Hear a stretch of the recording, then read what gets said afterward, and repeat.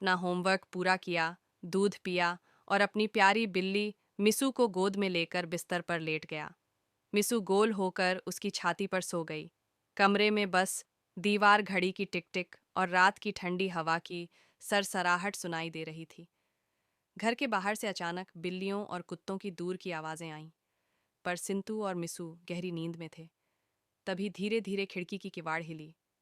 फिर एक हाथ अंदर आया और खिड़की पूरी खुल गई। एक चोर फुर्ती से अंदर कूद गया। उसके चेहरे पर मास्क था और हाथ में बैग। उसकी नज़र पूरे कमरे में सामान पर घूमी।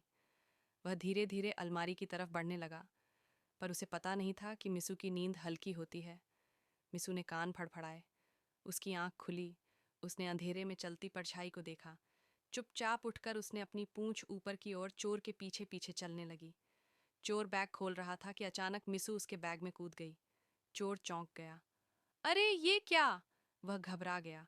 उसे बैग गिर गया। टॉर्च फर्श पर गिरकर घूमने लगी और कमरे में हल्की रोशनी फैल गई। आवाज से सिंतु हिला और जाग गया। उसने आंख मली, मिसू की आवाज सुनी और टॉर्च की हल्की रोशनी देखी। मिसू, वह बोला। चोर डर के मारे बिस्तर के नीचे जा छिपा। सिंतु ने टेबल से अपनी टॉर्च ली और कमरे में देखने लगा। उसे लगा शायद मिसू कोई कीड़ा ढूंढ रही होगी।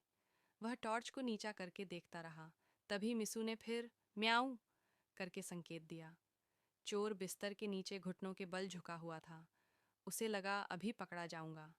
जैसे ही सिंतु आगे बढ़ा, मिसू तेजी से किचन की तरफ भागा।